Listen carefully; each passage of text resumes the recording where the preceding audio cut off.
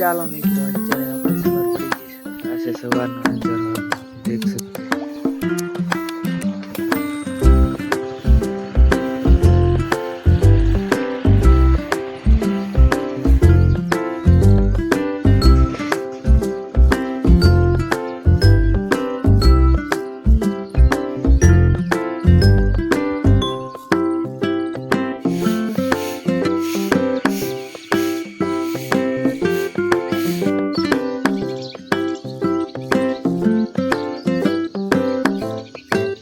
તો મિત્રો હવે આપણે જવાનું છે કારખાને.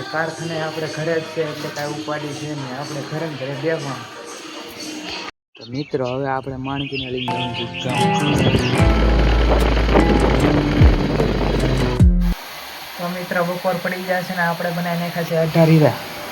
આ છે આપણી ઘંટી. ચાલો મિત્રો, અત્યારે 7:30 થઈ જશે ને આપણે જવાનું છે ધાબા ઉપર.